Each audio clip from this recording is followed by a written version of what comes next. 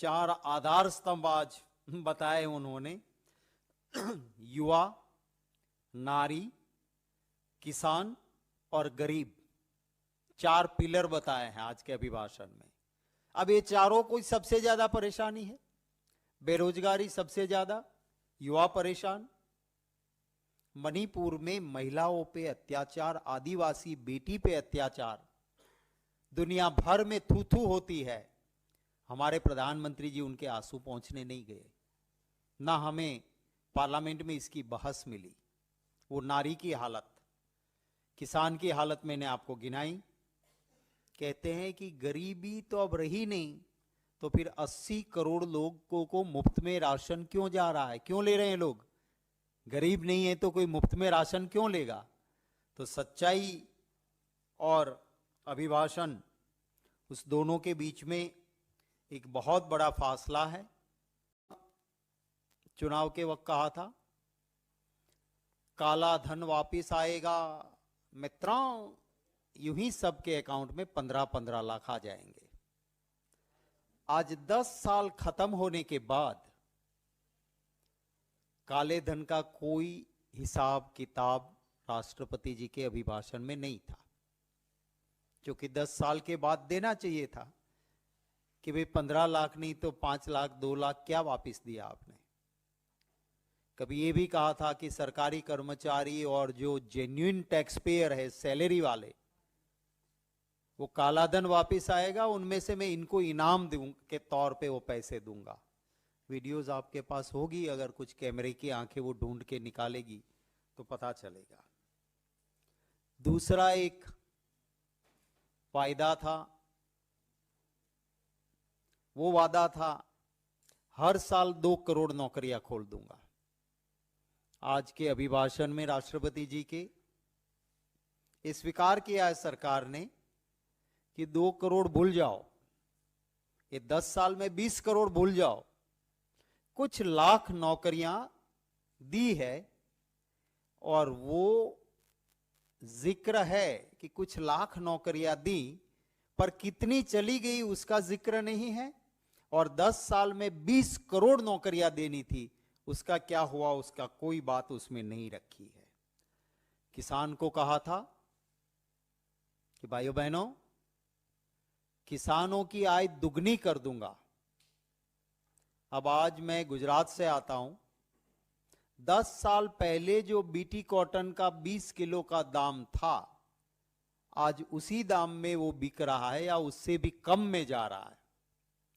और जो खर्चा किसान को था वो जरूर दुगना हो गया। डीजल का दाम डबल हो गया, खाद महंगा हुआ, बीज महंगा हुआ, तो आय तो दुगनी नहीं हुई, खर्चा दुगना हुआ। आज के अभिभाषण में उस बात का कोई जिक्र नहीं है। कहा था चुनाव से पहले, एक मेरे फौजी का सर जाएगा, 10 सर काट के ले आऊंगा। आपको याद होगा, आज के अभिभाषण में कहीं जिक्र नहीं है कि चाइना ने बिहार रेजिमेंट के 20 जवानों को शहीद कर दिया, एक लफ्ज नहीं। पठानकोट, पुलवामा, एक लफ्ज नहीं। इतने लोग हमारे फौज के जवान, जिसके पे हमें फक्र है, हमें नाज है, जान की बाजी लगा के देश की सुरक्षा करते हैं, उनकी शहीदी पे आज के अभिभाषण में कुछ नहीं कहा गया। चुनाव से पहले कहा था रुपया कमजोर, इसका मतलब दिल्ली की सरकार कमजोर। प्रधानमंत्री की उम्र के साथ रुपया कंपटीशन कर रहा है, ऐसी मजाक करते थे मनमोहन सिंह जी की। वो तो अच्छे प्रधानमंत्री थे कि अपनी उम्र से कभी आगे नहीं जाने दिया। आज के प्रधानमंत्री जी की 2 बर्थ डेट है और दोनों से आगे रुपया चला गया, इतना गिरा रुपया। पर आज के अभिभाषण में उसकी कोई बात नहीं की है। कहा था पेट्रोल, डीजल और गैस सस्ता कर देंगे। आज के हालत देश के सामने है। अभिभाषण में इन महंगाई पे राष्ट्रपति जी के अभिभाषण में एक लफ्ज नहीं है। चुनाव से पहले कहा था कि हमारी सरकार आएगी, डबल डिजिट में ग्रोथ होगा। आज राष्ट्रपति जी के अभिभाषण में स्वीकार किया है कि 7.5 से आगे नहीं गए हैं।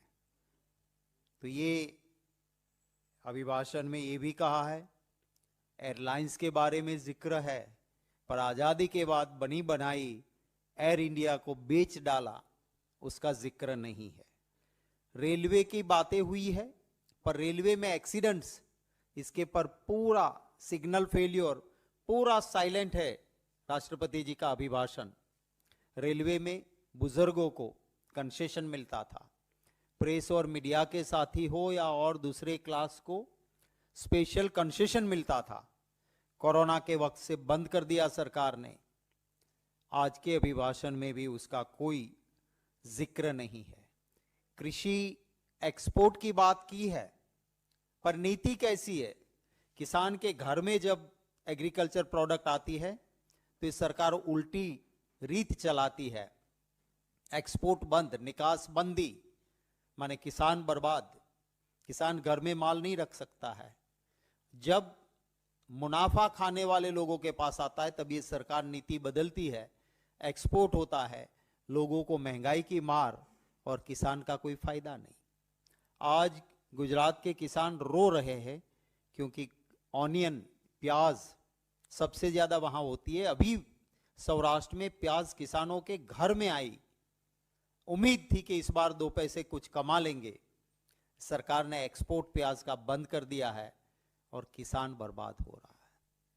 संसद के दोनों गृह को, दोनों हाउसेज को आदरणीय राष्ट्रपति जी ने संबोधित किया। हमारे संविधान के आर्टिकल 87 के तहत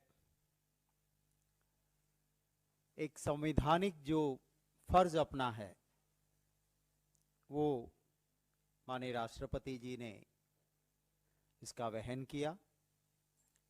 पार्लियामेंट्री प्रोसीजर एंड प्रैक्टिस कहती है कि ये जो भाषण होता है, ये भाषण सरकार तैयार करती है और सरकार उसका ड्राफ्ट देती है, और इसमें सरकार ने अपने किए हुए कामों का जायजा रखा होता है, जो कि स्टेट में गवर्नर और सेंट्रल में राष्ट्रपति जी पढ़ते हैं उसको।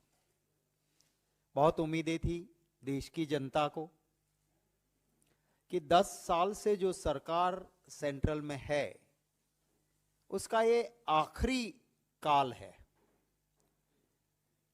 ये राष्ट्रपति जी का भाषण 10 साल के आखिरी पड़ाव पे हो रहा है। तब सरकार जो इस भाषण में मुद्दे रखवाएगी उसमें अपने किए कामों का, अपने दिए हुए उन गारंटीज का, जो मोदी जी ने गारंटीज 2014 में दी, जो मोदी गारंटीज 2019 में थी, उसमें से कितनी परिपूर्ण की है उसकी कुछ बातें इसमें आएगी, ऐसी सबको उम्मीद थी।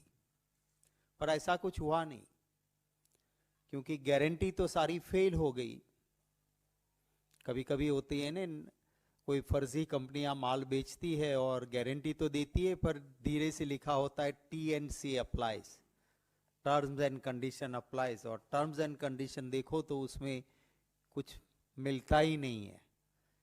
ऐसा ही मोदी गारंटी का हुआ।